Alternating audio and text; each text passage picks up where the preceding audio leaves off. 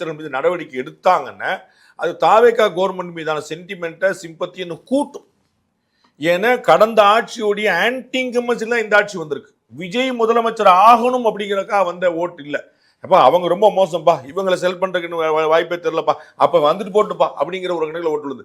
அப்போ வந்து இவர் சொன்ன மாதிரி செஞ்சாரு, இவர் வந்து ஊழலுக்கு எதிராக இருக்கிறாரு அப்படின்னு. நான் ஊழல் பண்ணல அப்படிங்கிறது ஒரு விஷயம். ஆனா அவர் என்ன சொல்லியிருக்காரு, தொடமாட்டேன், தொட விட மாட்டேன், தொட்டவங்களை விட மாட்டேன். அப்ப நீங்க தொட்டாங்கன்னு சொல்லிட்டு இருந்தீங்க, எங்களுக்கு என்ன தெரியும், நாங்க தான் கையில பொறுப்பிச்சிருக்கோமா, நீங்க தான் சொல்லிட்டு இருந்தீங்க. அப்ப நீங்க தான் செய்யணும். அப்ப தொட்டிருந்தாங்க, தொட்டவங்களை விட மாட்டேங்கன்னா அப்ப என்ன செஞ்சிருக்கீங்கன்னு கேள்வி. எனக்கு தெரிஞ்சு இந்த 70 நாட்கள் அவர் யாரையும் தொட்டதா அறியல, அதர் தேன் திரு ஏவவேலு. அந்த ஒரு கேஸ் தவிர வேற எதுவும் ஊழலுக்கு எதிராக ஒரு ஆக்ஷன் எடுக்கப்பட்டிருக்குன்னு நான் அறியல. அப்போ வந்து அவங்க செஞ்சாங்கன்னா அதை செய்யணும். ஸோ பயந்து செய்யாம இருப்பாருன்னு நான் நினைக்கல. அது செய்யாமல் இருக்கிறாரு, ஹோம்ஒர்க்காக இருக்கலாம். If it is so welcome, அதில் ஒன்றும் குழப்பம் இல்லை. ஏன்னா சிபிஐ மாதிரி சிபிசிஐ மாதிரி நம்ம ஹோம்ஒர்க் பண்ணிட்டு நம்ம போனோம், சும்மா ஒரு எஃப்ஐஆர் போட்டு அப்புறம் வீட்டில் உட்காந்துக்கோ அப்படி ஒரு ரைடு போனோம், ஒரு 2 நாள் தலைப்பு செய்தால் மாறணுங்கிற நம்ம கான்கிரீட்டாக கன்விக்ட் ஆகிற கேஸாக நம்ம எடுக்கணும். பேசாமல் உட்காந்துருப்போம்னா அது அரசியல் மேடையோட அரசியல் மேடை முடிச்சுக்கலாம், அடுத்த எலெக்ஷன் நம்ம வச்சுக்கலாம். ஸோ இங்கே ஒரு ஆக்ஷன் இறங்கினா அது கன்விக்ட் ஆகிற அளவுக்கு கொண்டு போய் நிப்பாட்டுன்னு பார்க்கலாம். அதற்கான ஹோம்ஒர்க் இருந்தால் அதுவும் வரவேற்கிறதுக்கு. பட் திமுகவுக்கு எதிராக நான் ஒரு ஆக்ஷன் எடுத்திருக்காரு நான் நம்பலை. திமுகவில் அவர்களுக்கு நிறைய நண்பர்கள் இருக்காருன்னு எல்லாருக்கும் தெரியும்.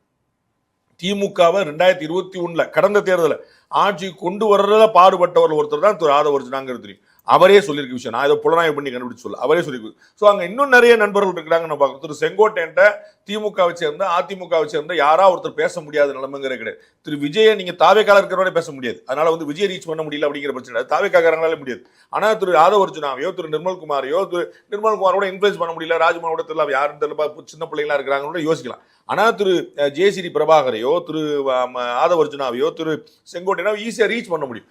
அவங்கெல்லாம் ஏடிஎம்கே இருந்தவங்க டிஎம்கேக்கா உழைச்சவங்கனால யாரு போய் பேசாம ஒரு தடை ஒன்று வந்துடாது. ஸோ என்ன மாதிரி இது நடக்குது, இது வந்து ஏன் இது வந்து நடக்கலை, அதுக்கு ஹோம்ஒர்க்கா, பழக்கம் காரணமா, இல்லை பாமக சொன்ன விஷயம் ஏதாவது காரணமா? Let us wait. திருப்பூரில் ரங்கராஜ் பாண்டே, மணிகண்டன், பழனி, எழிலரசி, கபிலா விசாலாட்சி, ஹேமவர்த்தினி, நாராயண கோவிந்தன் பங்கேற்கும் சாணக்கியாவின் சில் பட்டிமன்றம் ஆகஸ்ட் 8 சனி மாலை 6 மணிக்கு. இடம் காயத்ரி மஹால், காங்கேயம் ரோடு, திருப்பூர். அனைவரும் வருக, அனுமதி இலவசம்.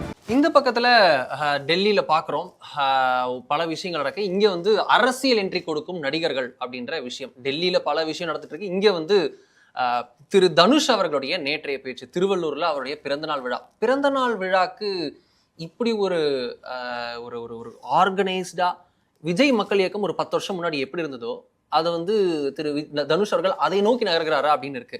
அவர் வந்து பேசக்கூடிய விஷயங்கள் நாம வந்து ரெடியா இருக்கணும், இனிமே போக போற பாதை வேற அப்படின்ற மாதிரிலாம் வந்து சொல்கிறார். நம்ம வந்து நோக்கம் நல்லா தான் இருக்கணும், அவார்டு பத்தின விளக்கம்லாம் கொடுக்குறாரு, நேஷனல் அவார்டு பத்தின விளக்கம்லாம் கொடுத்துட்டு எண்ணம் போல் தான் வாழ்க்கை, எண்ணம்லாம் நமக்கு நல்லா இருந்தா தான் இருக்குன்னு சொல்லிட்டு வழக்கமான பணியிலே வந்துட்டு அரசியல் நெடி இது போல இருக்க, இனிமே நீங்க போய் உங்க ஏரியால உங்க இடத்துல எல்லாம் போய் நல்லது பண்ணுங்க அப்படின்னு சொல்கிறார்ன்றத பாக்குறோம். அடுத்த நடிகர்கள் வருகிறார்கள். ஒரு பக்கம் ஸ்பெயின் கோடி போல இருக்கக்கூடிய இது தாவேக்கா வந்துருச்சு, இந்த பக்கம் போலாந்து கோடி போல இருக்கக்கூடிய தனுஷ் வருகிறாரா? ஒயிட் கலர் டாமினண்டா இருக்குங்க, ஒயிட் அண்ட் ரெட். நமக்கு எதுக்குப்பா வம்பு, சினிமா கடமை ஏதோ வாயை விட்டு நான் ஏதோ சொல்லிட்டு அதை திருப்பி கட் பண்ணி எடுத்துட்டு போட்டுட்டு இருக்காங்க. நம்ம ஏதாவது ஒன்று சொல்ல போக அதையே ரோஸை போட்டு அவங்க திரும்பி வரப்போக. ஜோக்ஸ் அப்பார்ட், திரு ரஜினிகாந்த் அவர்கள் வராதது திரு விஜய்க்கு ஒரு நம்பிக்கையை கொடுத்தது. அப்போ the space is still there அப்படின்னு. திரு விஜயருடைய வெற்றி திரு தனுஷுக்கு நம்பிக்கையை கொடுத்தது.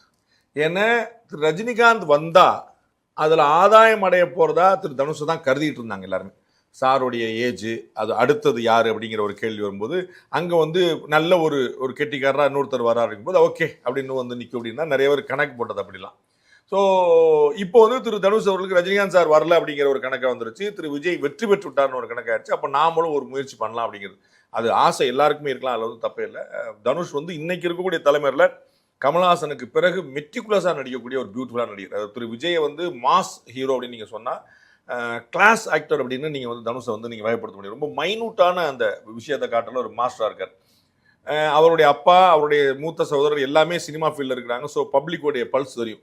ஸோ அவர் வந்து ஒரு டைரக்டரோட பையன், நானும் வந்து ஒரு டைரக்டரோட பையன், அவரும் இங்கே இருக்கிறவர், நானும் இங்கே இருக்கிற அப்படின்னு ஒரு கான்ஃபிடன்ஸ் LHS = RHS அப்படின்னு ஒரு கான்ஃபிடன்ஸ் வரலாம். அது அக்கம் பக்கத்து வீட்டிலலாம் எல்லாருமே பிரச்சனைகள்லாம் என்ன இருக்குன்னு பாருங்கன்னு ஏற்கனவே இந்த தாவேக்கா பிள்ளைகள்லாம் ஒவ்வொரு இடமா போய் நாங்கள் வந்து ரீல்ஸ் போகிறோன்னு சொல்லிட்டு உங்களுக்கு என்ன பிரச்சனை நீங்கள் தான்ப்பா பிரச்சனை அப்படிங்கிற மாதிரி அது மாதிரி இந்த பிள்ளைகளாம் வீடா போய் உங்களுக்கு என்ன பிரச்சனை உங்களுக்கு பிரச்சனை வீடியோ எடுத்து போட போகிறாங்களான்னு தெரியல.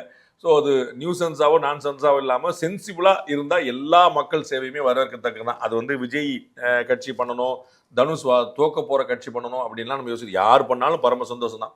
இது ஒரு பெரிய அட்வான்டேஜ் என்ன இருக்குது அப்படின்னா, சீமான் போல சித்தாந்தம் பேசுகிற, கம்யூனிஸ்டுகள் போல அதற்காகவே சர்வப்பரி தியாகம் பண்ணுகிற, பாமக போல ஒரு பேலன்சிங் ஒரு பாலிடிக்ஸ் பண்ணணும்னு நினைக்கக்கூடிய, பாஜக போல செஞ்சே காட்டக்கூடிய இத்தனை கட்சிகளை தாண்டி ஒரு முகம் ரீச் ஆயிடுச்சுன்னா அது வந்து வெற்றி பெற்றுரும் அப்படிங்கிற ஒரு விஷயம் வந்து அதுதான் நடைமுறையா இருக்கு. அதை நீங்க ஏற்கிறீங்களா இல்லையாங்கிறதுல நான் வந்து 2016 இந்த ஸ்டேட்மெண்ட்டை சொல்லிட்டு இருக்கேன். அட்லீஸ்ட் ஒரு 10 இயர்ஸா வந்து முன்னாடி ஐடியாலஜியை விட இண்டிவிஜுவல் ஃபேஸஸ் தான் வந்து நிர்ணயிக்குதுன்னு. அது மகாத்மா காந்தியிலேருந்து நீங்கள் வந்து பார்த்துட்டு போகலாம்.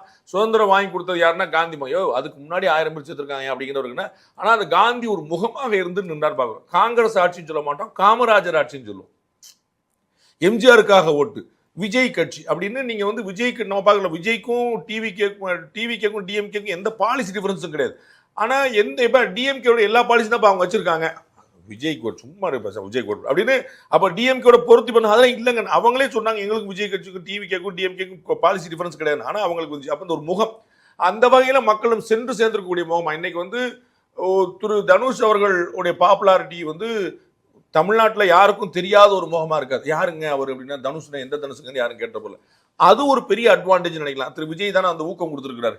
நீங்க பாய் நெக்ஸ்ட் டோர் அப்படின்ற ஒரு ஃபீல் வேற. ஆமா, நீங்கெல்லாம் கட்சி ஆரம்பிச்சு தான் சார் வீட்டு வீடா போவீங்க, நாங்கெல்லாம் வீட்டுக்குள்ள போனப்போ தான் சார் கட்சி ஆரம்பிச்சோன்னாரு அந்த ஸ்டேட்மெண்ட். அப்ப நம்மளும் அப்படித்தானே, சுனாமியில ஸ்விம்மிங் போட்டவங்க அப்படின்னு ஒண்ணு நிற்கும். அதே மாதிரியான அந்த ஜென்சியை வந்து பிடிக்கக்கூடிய விஷயம்.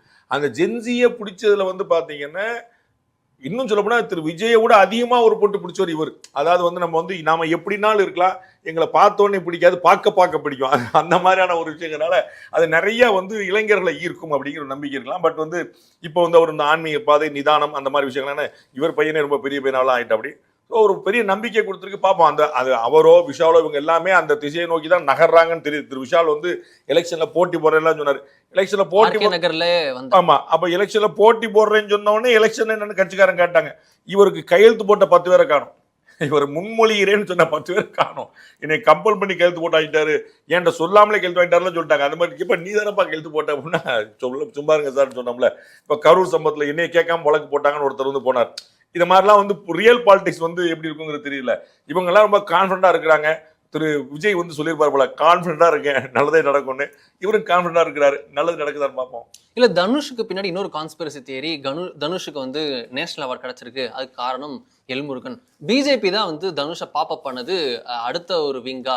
இந்த பக்கம் அண்ணாமலை பாப்பப் பண்றாங்க, இந்த பக்கம் தனுஷை பாப்பப் பண்றாங்க. பிஜேபி ஏதாவது ஒரு வகையில் உள்ளே நுழைகிறது. இஸ்லாமியர்கள் வந்து அவங்க வந்து அல்லாஹ் மீது வச்சிருக்கக்கூடிய நம்பிக்கையில் ஒரு வார்த்தை சொல்லுவாங்க, எல்லா புகழும் இறைவனுக்கு அப்படின்னு சொல்லுவாங்க.